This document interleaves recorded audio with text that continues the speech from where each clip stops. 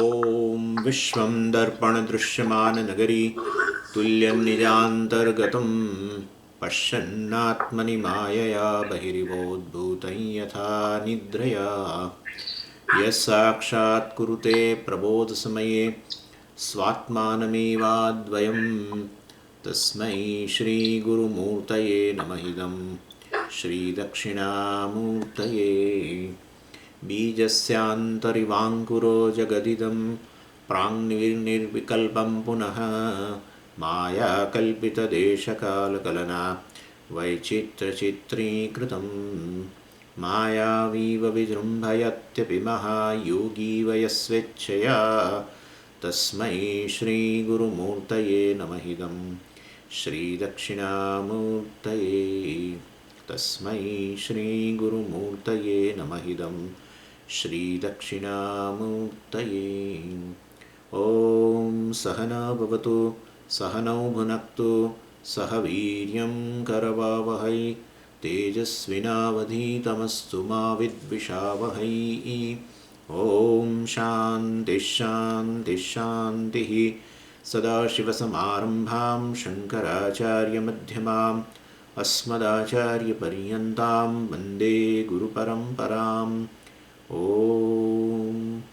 ॐ पार्थाय प्रतिबोधितां भगवता नारायणेन स्वयं व्यासेन ग्रथितां पुराणमुनिना मध्ये महाभारतम् अद्वैतामृतवर्षिणीं भगवतीम् अष्टादशाध्यायिनीम् अम्ब त्वामनुसन्दधामि भगवद्गीते भवद्वेषिणीं यं ब्रह्मा वरुणेन्द्ररुद्रमरुतः स्तुन्वन्ति दिव्यैस्तवैः वेदैः साङ्गपदक्रमोपनिषदैः गायन्ति यं सामगाः ध्यानावस्थिततन्गतेन मनसा पश्यन्ति यं योगिनः यस्यान्तं न विदुःसुरासुरगणाः देवाय तस्मै नमः देवाय तस्मै नमः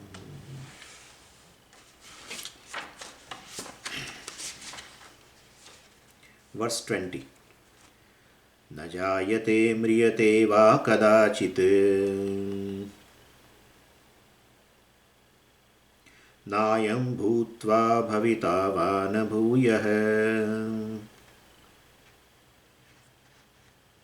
अजो नित्यः शाश्वतोऽयं पुराणः न हन्यते हन्यमाने शरीरे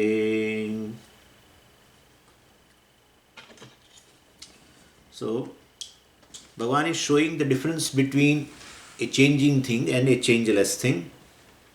And one which undergoes a change is in the it has a 6 kind of modifications like the body, etc. So body is constantly changing, whereas the Atma is something which is changeless, and such a difference or discrimination has to be shown because Atma is taken as a body, and that is the cause of the sorrow for Arjuna.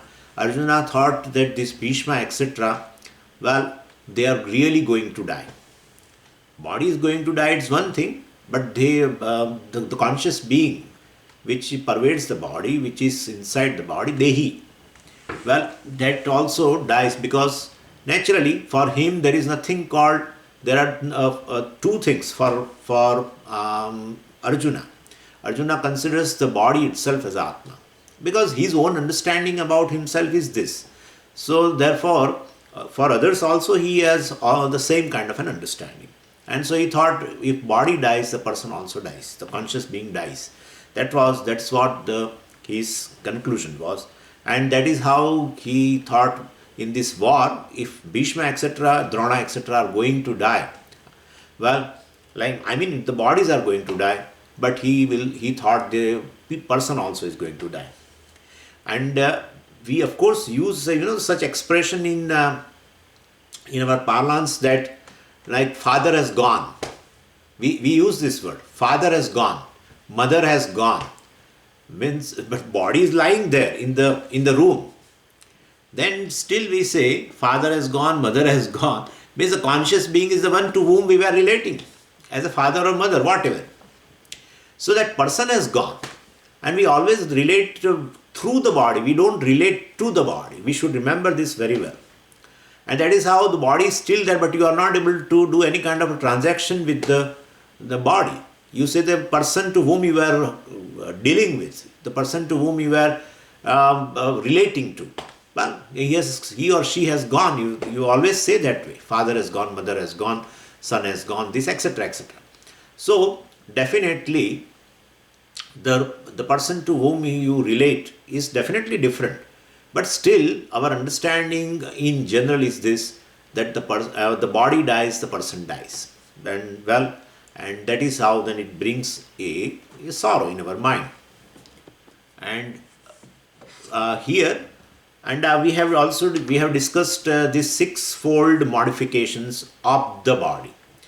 None of them is present in the Atma, and therefore Atma is something which is distinct from the body, including Atma does not die, na hanyate hanyamane sharire, and the body definitely, the sixth modification is a death, mriyate, etc. So these sixfold modifications also we have seen.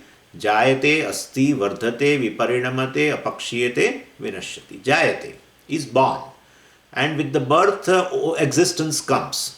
Existence gets associated with the body after the birth or with the birth. Before that, we will not associate the existence with the body. So now we say it is existent body, definitely. And definitely after some time, after few years, you will say non-existent body. Now it's not there. So this existence is something which comes and goes. So don't think that existence is Atma. Well, this body has got an existence, etc. because of the identification with the Atma. Identification with the Atma means here confusion basically. When Atma is taken as a body, the existence of Atma means Atma is existence. That existence gets associated, as though associated with the body. And body gets existence. So body has a borrowed existence. So when body comes into a being, it gets birth, definitely with that moment itself, existence gets associated with it. Anyway, and that is how Jayate Asti, Jayate is born, second is it is, we say, body is, and then Vardhate, body grows, and Viparinamate, body undergoes some modification, we have to say, because for Viparinama there is no English word. Undergoes some change. It doesn't look outwardly, but in which certain thing grows, certain thing declines, etc. We have to consider that way. And therefore, this is a stage called Viparinama, in which outwardly you won't see any growth, outwardly you won't see any decline, but there is a change going on inside. That kind of a stage of modification is called Viparinama. And then apakshaya, decline, decays, etc. And then lastly, the death. Death means we know that particular form is not available for transaction. That's all. That particular form is gone. The particular form is not visible. That's all. And therefore, nashaha means adarshana. It is not available for transaction. It's not available in that particular form. It's not visible, whatever you say. So this is how this sixfold changes are there. And and Brahman is, Atma is devoid of all these things. And therefore, all the six changes are not there with respect to Atma. That has been shown in the second part of the shloka. Well, it is said, Nayam bhutva bhavita vana bhuyah na jayate mriyate va kadachi, we have already seen. Nayam bhutva bhavita vana bhuyah, that also we have seen, but let's see again. And I told you that we have made two things in this. Ayam atma bhutva abhavita, ayam atma bhutva bhavita iti na. Having been come into existence, I am having been born, this atma having been born, atma is existent, iti na. It's not that. Means Atma is not born at all. Na bhuyaha abhavita iti na. I am Atma bhuyaha. Nava bhuyaha abhavita iti na. So therefore, bhuyaha abhavita iti na. Let's put this way. Bhuyaha abhavita iti na. Having, right now it is existent. Abhavita, it will be non-existent. Right now it is existent. In future it will be non-existence. Iti na. That is not. And therefore, this is how two parts has been seen. So, since it was there from beginningless time, and therefore there is no question of saying that Bhutva, having been born, Atma comes into existence. Well, that's not the case, because Atma is there from beginningless time. Atma is timeless, basically, because Atma is just existence. We will see that. It's already in existence. So this existence is not dependent upon the birth of a thing. And therefore, definitely that's being so, it is all the time there. It was all the time there. It is right now there, and it will be there in future also all the time. That's what it means. And I am Atma Bhutva na. Means Atma is, this is how Muslims believe. The Atma is something is born.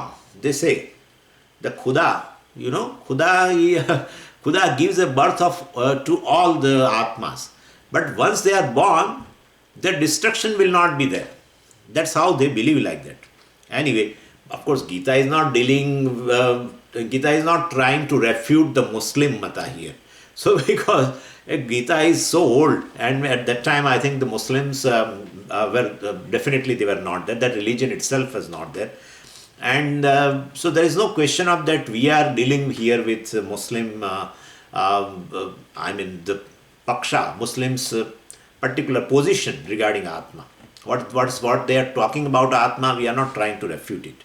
Anyway, this is how, but even in this one, our basically this Nyaya people also is like this, the school of thought. One school of thought we call logicians. They also say that once anything which is born, well, it will not be reborn. What it means is, I will give you an example. See, when a particular pot is born, and suppose it gets, it dies. It is broken. Now, same pot cannot be reborn. Same pot will not be reborn. Definitely not. You will get a new pot. That's for sure. So, once which is born, well, it will not be reborn. Then it does not undergo destruction or what. So, this is how Nyaya people think like that. And well, we say what is born will also have a modification called death. Death means we know that particular form which is born, which has come to manifestation, well, it resolves also. So the body, etc., jayate, it also is born, mriyate also, it undergoes the destruction. And destruction means it will not be visible in this form. It will not be available for transaction in that particular form. That will be sure. Abhavita vana bhuyaha. And then there are other people also, they say that, abhavita vana bhuyaha. So this, the Buddhist, they believe that Atma is not born, but Atma will die. It's just opposite to Muslims. Muslims say the Khuda gives a birth to Atma, and once they are born, they will not die. Buddhists say Atma is not born. Atma is there from beginningless time, but it attains nirvanam, or it will vanish. They call it nirvanam, it will not be there in future. Once we get a jnanam, then Atma gets nirvana. That's how they believe. And they consider Atma is nothing but, the flicker of consciousness. They say Atma is consciousness, correct, but it is flicker. Then what is Atma? Is never a flicker. He says that's your experience. Consciousness is flicker. That's called kshanika vijnana. That's a particular school of thought of Buddhas called kshanika vijnani, or vijnanavadi we call it. Because it's correct. See, every thought which is born, when it is born, of course, reflects also a consciousness. And therefore, every thought is a conscious thought. That is what we call cognition. Right? Thought is there, like your thought is there. But I won't say it is just a thought. I say I have a knowledge of all of you. Means definitely, if knowledge is involved with the particular thought, means definitely thought is a conscious thing. And thought being a momentary, that consciousness along with the thought also is a momentary. And that's how they say, basically Atma is kshanikam. It's a flicker of consciousness. And since it is there since beginningless of time, and one day it will vanish. When you get a nirvana by so-called knowledge, whatever they call knowledge, by that it will get nirvana. So we also use word nirvana, by the way. I tell you, Bhagavan has used in this chapter itself, Brahma nirvana mruchati. But here our meaning of nirvana is a moksha. And their nirvana is the vanishing. Totally this, even the flicker of consciousness also will die down. So that is how they believe. And they give an example of the flame. Every moment, that if there is a lamp in which the lamp in which it's on, and I mean the continuous flame is there, but it looks very constant. The flame looks constant, but every moment there is a new flame. That's how all the oil gets consumed. So every time there is a new flame arises. But there will be a time when that flame also gets extinguished. So that is how the same way Atma also is like a lamp. Every moment there is a new consciousness get generated, and the time will come when definitely it dies down. That's how they believe. But anyway, so all this Buddhist, whatever their contention for the Atma is, this here it is totally, it is refuted. Bhagavan does not have the Buddhist in the mind at all. Please, we should know this very well. Because at that time, I think 5,000, minimum 5,000 years. At that time, even when the Buddha was also not there. Buddha came later, and therefore, this particular school of thought of a Buddhist also came later. But we can see this kind of contentions. Now we can see this kind of contentions and we can refute them very well. Anyway, this is by the way. Now let's go ahead. Ajonita shashvatoyam puranaha. Ajaha. Ajaha means ayam atma bhutva bhavita iti na ataha na jayate ataha ajaha. Means what? Ayam atma bhutva. This atma having come into existence. Having born, let's say. This atma having born, bhavita, has come into existence, iti na. That is not. Could you follow what I am saying? And therefore, na jayate. For atma, you cannot put the condition that atma is existent because it is born. The condition which you apply to the body cannot be applied to the atma. For body, you can say body is existent, therefore it is born. In fact, anything in the world which you right now confront as an existent thing are all born at one or other time. Anything. All the things in the world right now are existent things for you, and all the existent things are definitely born. You can put this general statement. Anything existent right now which you confront with daily, which you deal with daily, definitely they are all born. One or other time. Birth dates are different. That's different. But they are all born.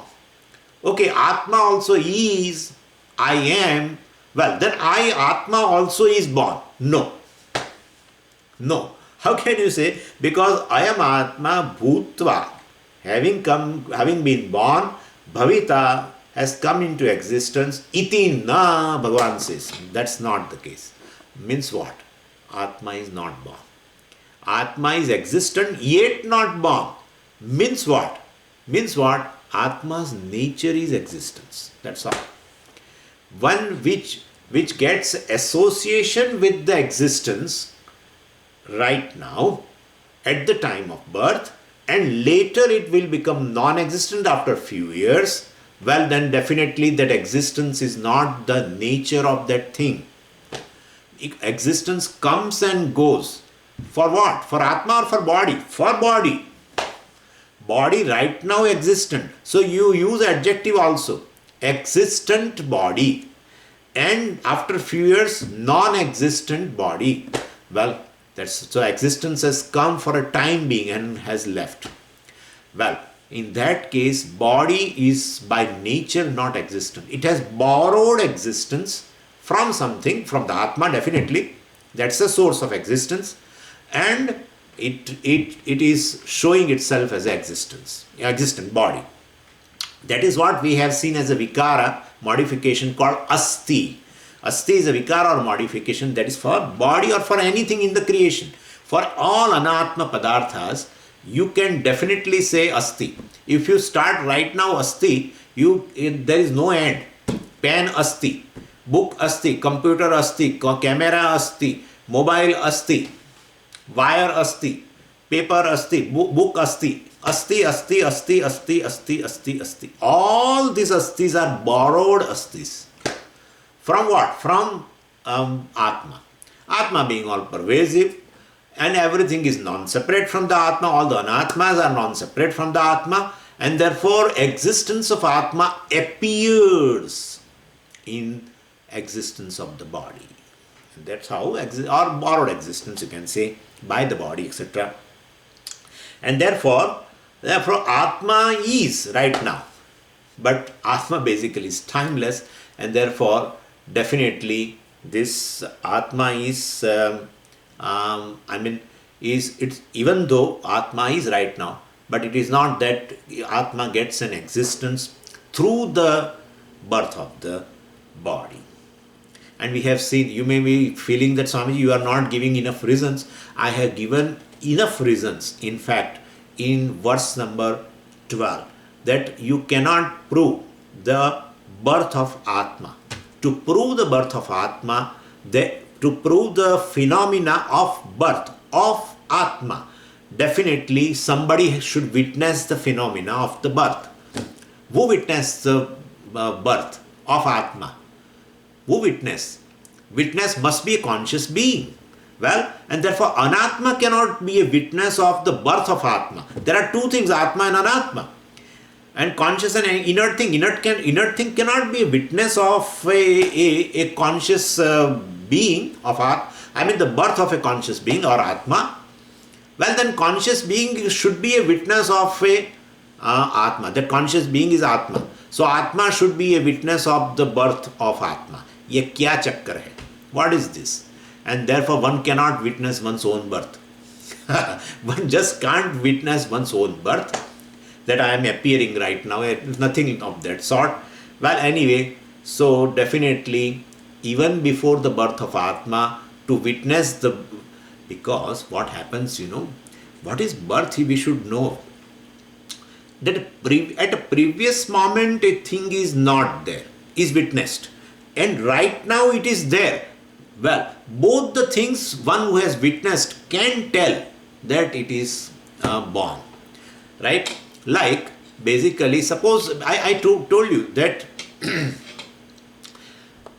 in case of body, let's say first, in case of body, our parent, and let's say not even mother also sometime may be conscious, may not be conscious while giving a birth.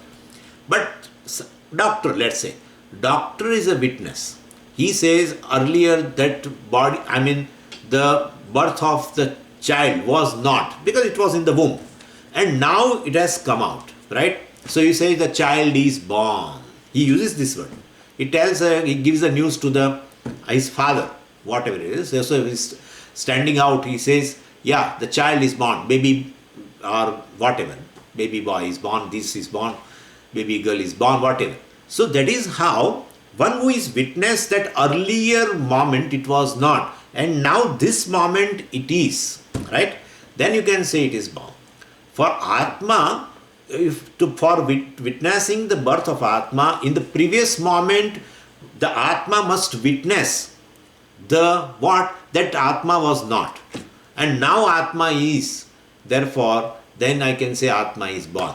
Well, even Atma is present before the birth of Atma. Where is the question of the birth? Could you follow what I am saying?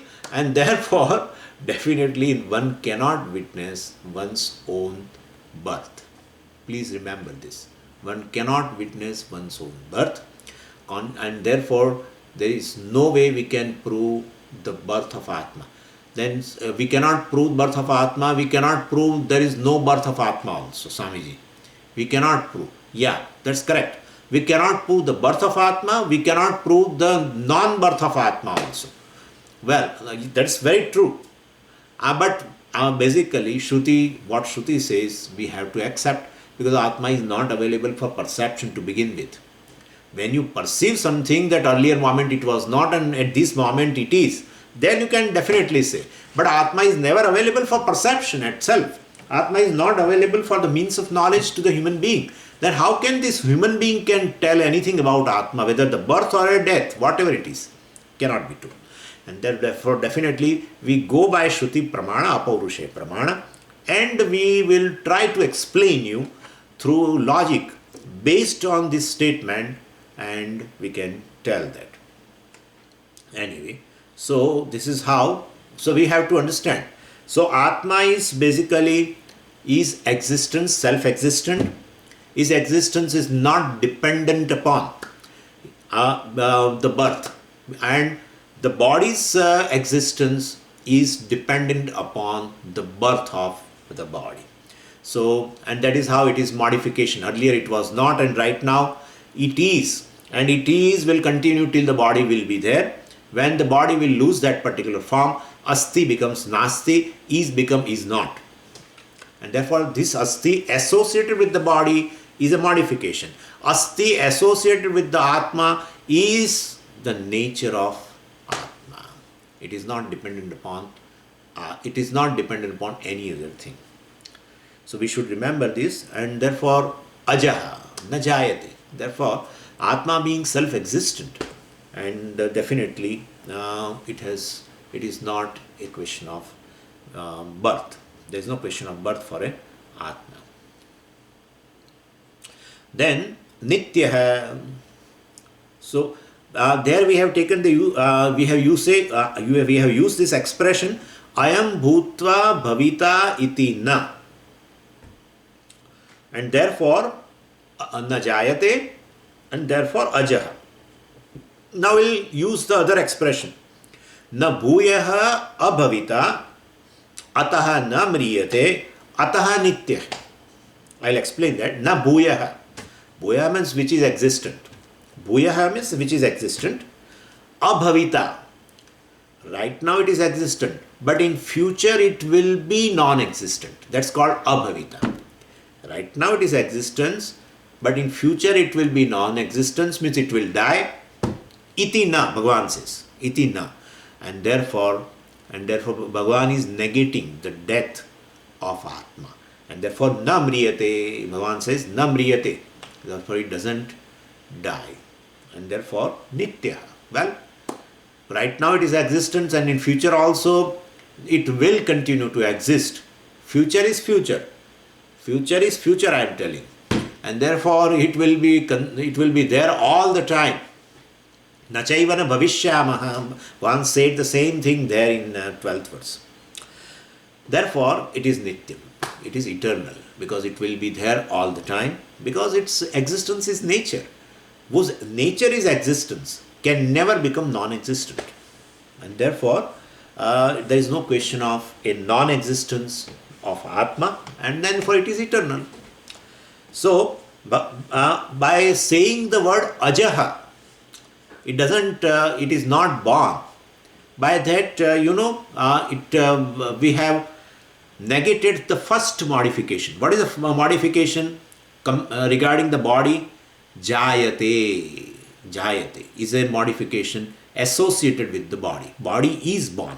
Bhagavan, for Atma, Bhagavan is saying ajaha, na jayate. So it is Atma is something which is not born. Then nityaha. Nitya means Bhagavan says Atma doesn't die. Thereby, the second modification also is negated, and that is Mriyate. Body, etc., undergoes a modification called Mriyate. It is subject to death, and Atma is Nitya, eternal, and therefore the second modification called Mriyate, death, etc., also is denied here. And Mriyate, of course, in the Vikaras, we have used the word Vinashyati. Jayate, Asti, Vardate, Viparinamate, Apakshiyate, Vinashyati. So, Vinashyati, that particular Vikara, is Vinashyati means it undergoes destruction. Well, for Atma, it will not be the case, because Atma's nature is existence, it is self-existent, it is not having an existence dependent upon something else. Well, in that case, it will continue to exist, being a self-existent, and then there is no question of death. Death means non-existence. There is no question of death or destruction. And therefore, Vinashyati, that particular modification, which can be applied to the body, but to this it cannot be applied, is negated here. Then Shashvataha. Shashvataha means changeless. See, this, Shashvataha, that word is changeless, by which we can take all the Vikaras. All the Vikaras are negated here. Because changeless means what? It doesn't undergo any kind of modification. But we have to restrict the meaning. Always when other words are there surrounding and they indicate part of the meaning, then we have to restrict the meaning of this Shashvataha. So we are restricting the meaning of Shashvataha as changeless. And by that we are saying Vruddhi Kshaya Parinama Rahitaha. It does not, Atma does not grow. Atma does not undergo modification called Viparinamaha. And so Atma remains changeless. We have to take that meaning. Shashvataha is in Kosha, in dictionary they have given Dhruvaha. Dhruvaha means Sthiraha, means changeless. Steady. Steady means here changeless. So we will negate two other modifications called Vruddhi and Viparinama, which exist with the body. And of course, body grows and body undergoes Viparinama also. Well, that is not the case with Atma. Atma does not grow. Atma does not inflate. Atma does not bulge. Atma does not bulge. Atma does not contract, etc. Whatever. So, Vruddhi Kshayadi Parinama Rahitaha. So, Viparinama and Vruddhi are negated both at the same time with one word called Shashvataha. Then Puranaha. Puranaha means Pura Api Navaha.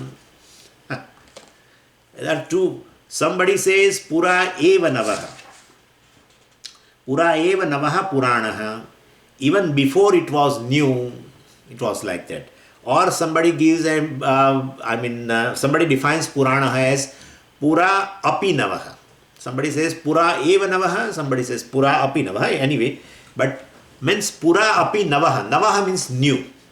Pura means before. It was new before. Well, if it was new before, you need not tell. See, what happens is this Puranaha, you combine two words, Pura plus Nava. Then you get the word Pura Nava, right? But because of Refa, Nakara changes to Nakara. So Puranavat it should be. But Vakara is elided by some rule. And therefore, Pura plus Nava is equal to Purana. We have to take that way.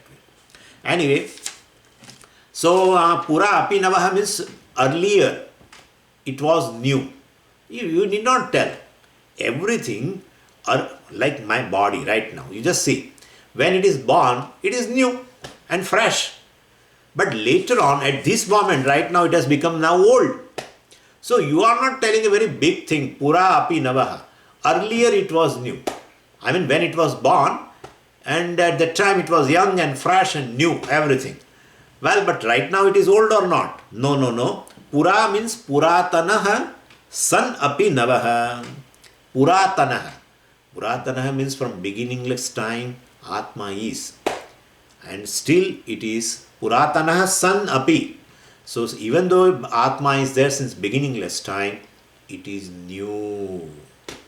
I mean, since beginning, so it has not undergone any change, it has not become old, it has not decayed, it has not declined, either way you can say. And so, since it is there since beginningless time, still Atma right now, which is an existent thing, well, it is still new. That's what it means. It is ever fresh, we can say. And well, then in future also it will be the same thing. Since beginningless time it is there, and it was new at that time and it is new right now, then in future also after thousands of years and lakhs of years it is going to be the same. Anyway, so this is how Purana means. By word this Purana, we have removed one last modification called Apakshaya. It declines, it undergoes a decay, etc. Well, that's not the case. It will be Navaha. It will be new all the time. It was new at that time, it is new right now. It was fresh at that time, it is fresh right now, and it will be fresh ever. Therefore, it doesn't undergo any modification. This is very simple to understand. That the object which possesses the various constituents or parts definitely decays also. The thing which does not possess any parts, does not possess any avayavas, we call constituents, well, definitely it will remain as it is.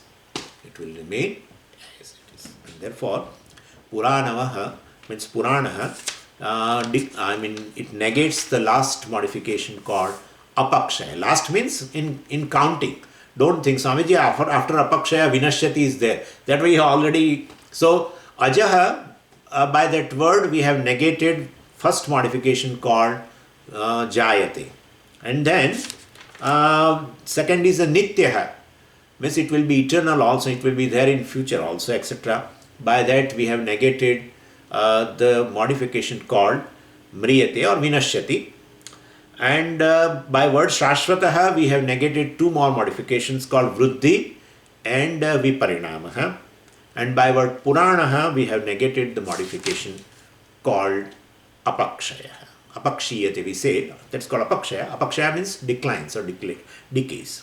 Well, that is also not there. It is ever fresh. It is ever new. It is ever young, you can say, if you want to say. It is ever young, because you like the word young. So everyone likes, definitely.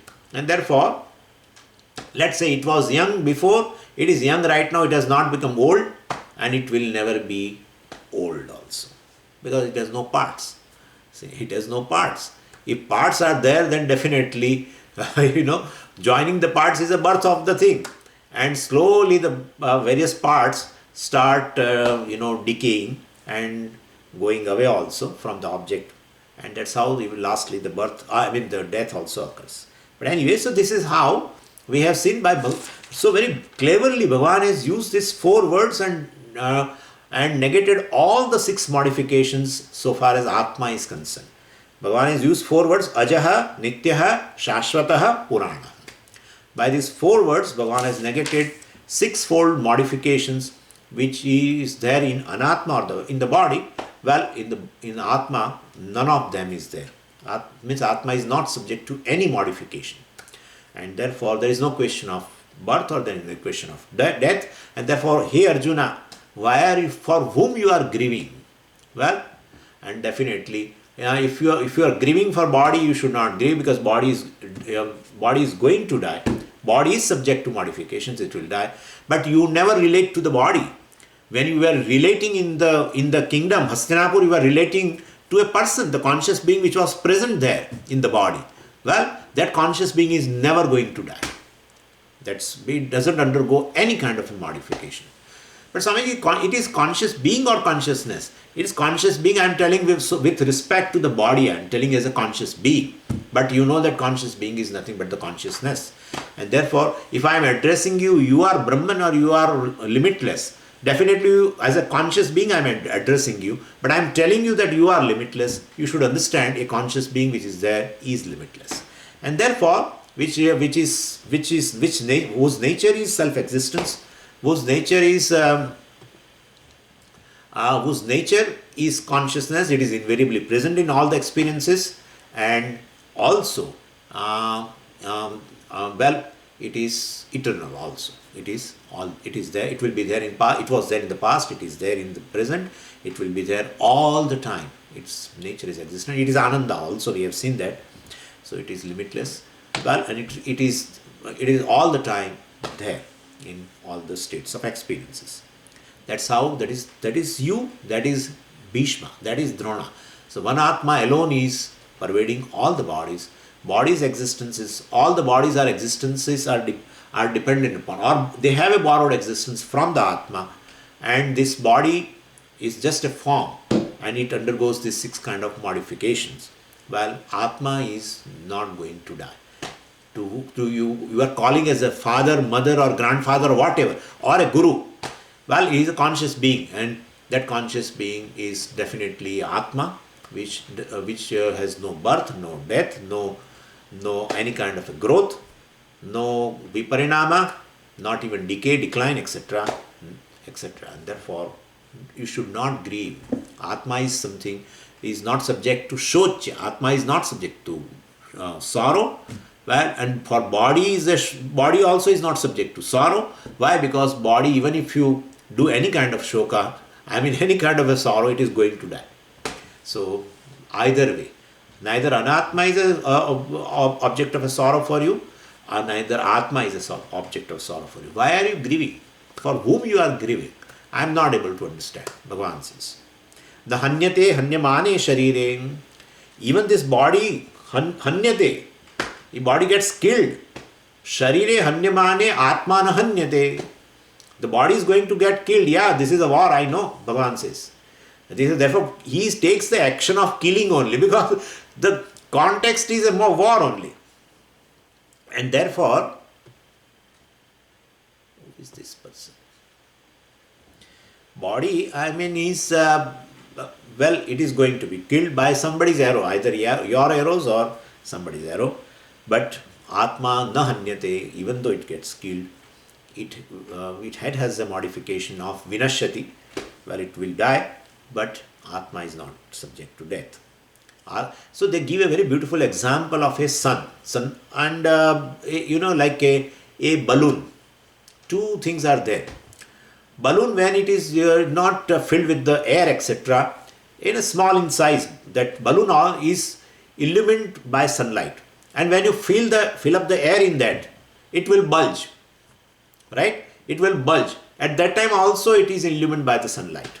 And if you keep on filling the air inside, it will burst. Well, that time also it is illumined by the sunlight. So, as though the balloon undergoes various modifications from the small size to the ultimately the bursting, called death. All modifications. In between it bulges also. All modification it undergoes. Well, the sunlight which illumines it, illumines the balloon, does not undergo any modification. One Acharya has given this kind of an example. And same way, Atma is like a sun, and even though the body undergoes, like a balloon, undergoes various kinds of modifications, but Atma is not subject to any modification. That is how it has been told. So, Sharire hanyamane api Atma na hanyate. I am Atma na hanyate. This Atma, which is aparoksha, is never subject to death, or never subject to destruction. Now let's go ahead. Veda vinashinam nityam yayenamajam avyayam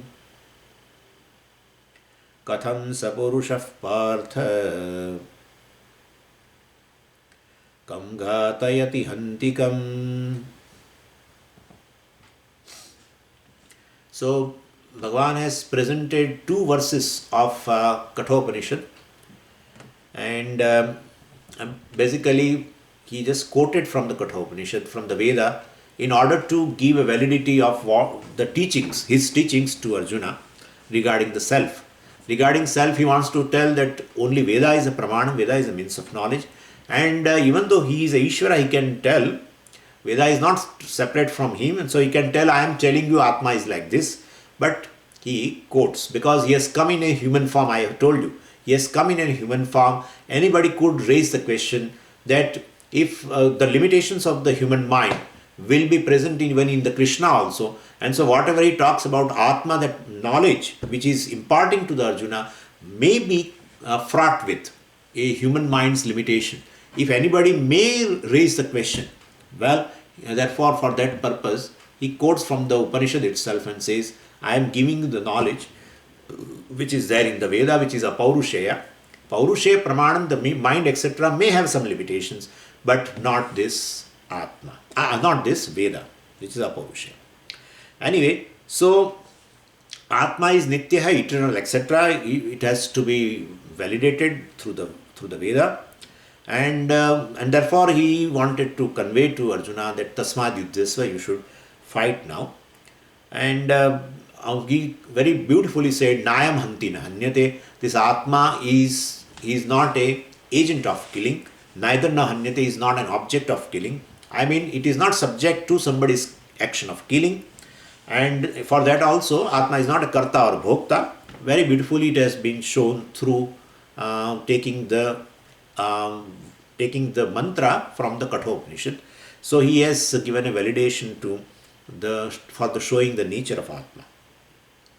And now, as such, he has told everything about Atma. Whatever has to be told, he has told everything. Atma is all pervasive, and Atma is eternal, and Atma is not Karta and not Bhokta. Atma does not undergo any modification. Atma is birth, and Atma is not subject to birth, not subject to death. And well, if it is not subject to birth and death, then the other modifications which are in between, well, definitely it is free of all the modifications. But still he told, Ajo Nitya Shashvataha, Ayam Puranaha, etc. Everything is been told. Now, as such, nothing is left to be told. But he feels that perhaps, that's how Bhashyakara introduces this mantra, this particular verse, that somebody, even though it has been told, all the people in the class, we see that also. Even though these things are told to everybody has listened to it. And the same words. But the meaning which people grasp in the mind are different. Sometimes some people grasp it very easily. I mean, the meaning becomes clear to them. For some people, the meaning is still unclear. So Bhagavan wants to, as though, repeat once again. And that is how he says few things again. Like you may be seeing the word in this verse 20, when you will see the word Nityam. Now it has already come. Just in the previous verse itself, it has come. Ajo Nitya Shashvato Ayam Puranaha. Then definitely we will feel Bhagavan is just repeating. Yeah, he is repeating. When he is repeating, we should understand that the meaning of word Nityam may not be clear to the person. May not be clear. And even if it becomes clear, sometimes the clarity grows. That is what it is. In Jnanam, in knowledge, always clarity grows. So I will explain you. There is a saying also, Dvirbaddham Subaddham Bhavati. There is always a saying. Dvirbaddham means what? We sometimes put a knot between two things which are separate. Suppose these two things are separate. We want to tie it. So we put a knot. And sometimes instead of one knot, we put two knots. In order to make it firmly, firmly they remain tied. So for that purpose, we do that.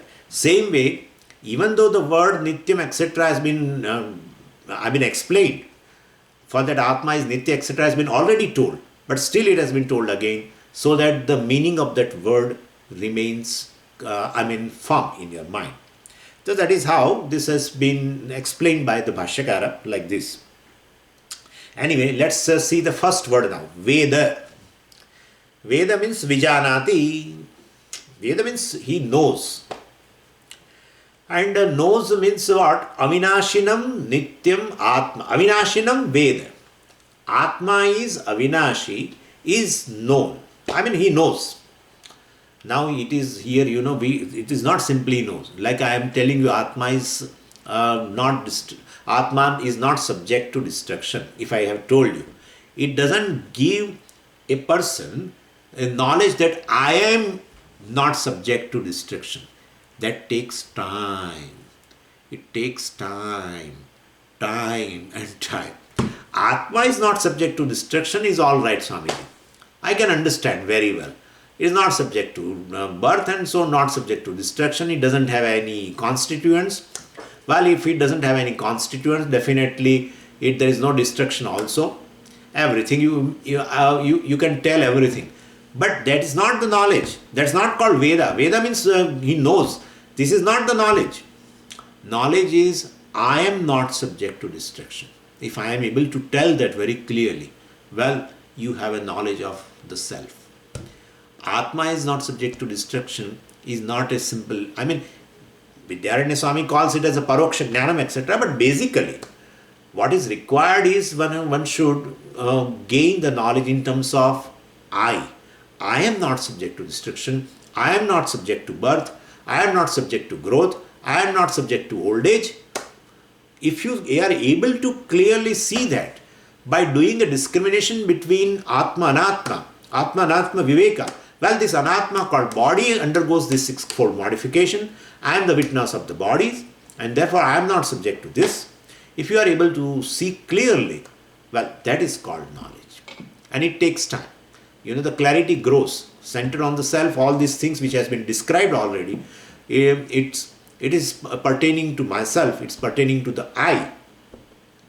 It takes time. And therefore, knowledge is really when you know the self in this manner. So, Veda is, one undergoes a Shravanam, Mananam, Nididhyasanam, etc. Then one will definitely have this aparoksha jnanam, immediate knowledge of the self which is free from all this birth, death, etc. Avinashinam, now as such we have already seen, Avinashi tu dadviddi yena sarvamidam tatam, this word also has come before, Avinashi. And now he says Avinashinam, second case he is using. So, Vinasham means what? Vinasham means adarshanam. Adarshanam means not seeing Atma. So not seeing Atma means what? As such, Vinasha means a destruction. Avinasha means not subject to destruction. But we have seen already Nash Adarshane means it is not available now in that form. Then we can say that form is destroyed. That's what we can tell. And we will take an example in order to make this thing clear. Like there is a golden ring.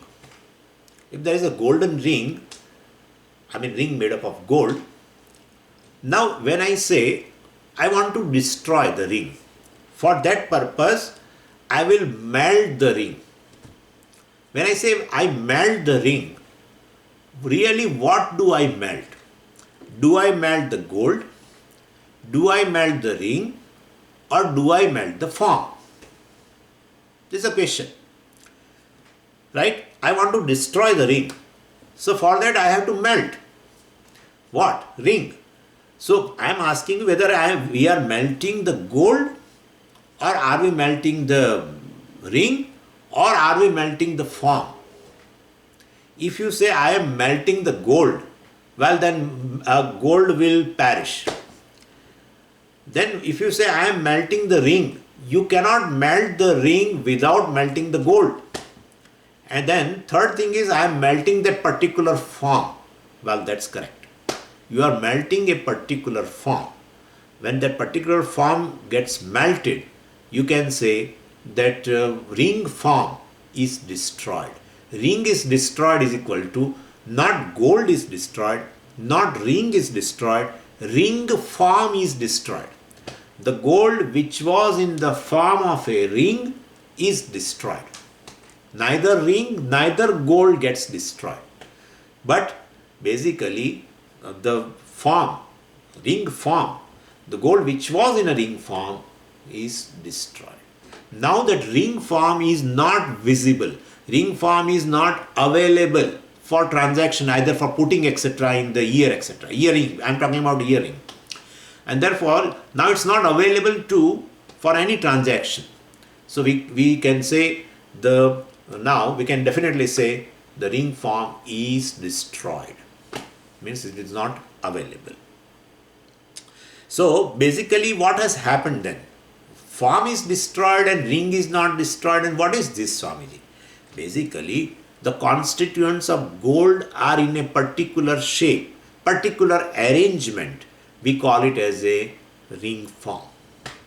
Constituents of gold, whatever particle, let's say small particles arranged in a particular fashion, then we can call it is a form, ring form.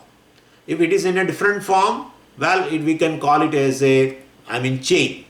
We can, so these are various, call it bangle, called chain, called ring. Well, the same constituents of the gold are arranged differently. That's all it means.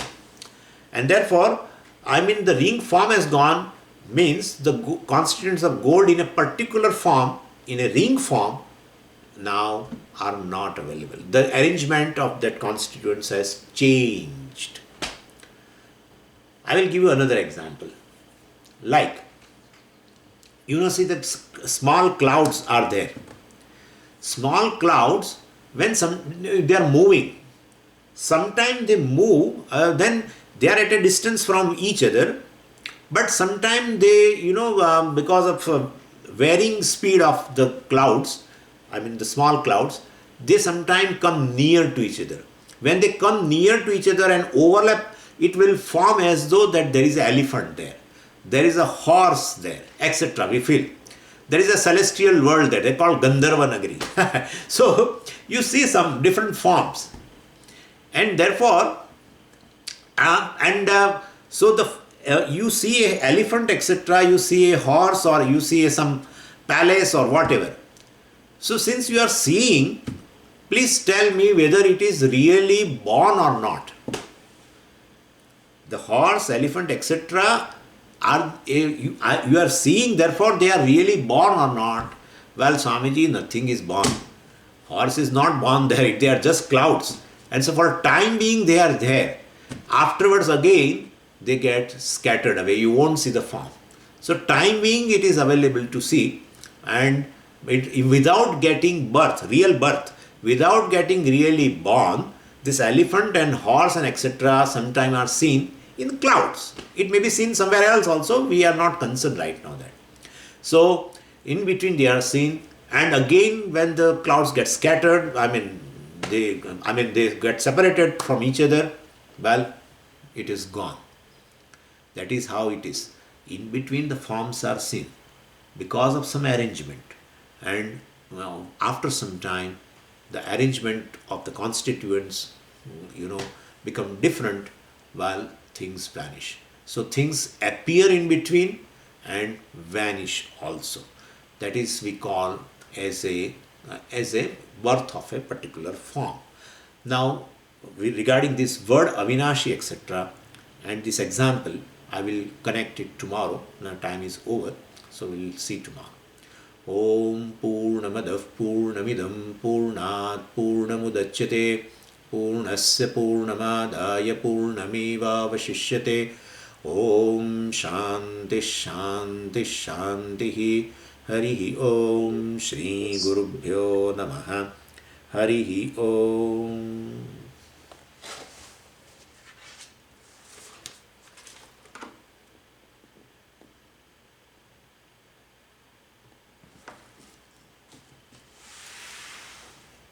Hari Om Swamiji, see you in the morning. Yes, see you in the morning. See you in the morning. Hari Om. Hari Om. Hari Om. Hari Om Swamiji. Hari Om. Hari Om. Hari Om Swamiji. Hari Om. Hari Om. Hari Om.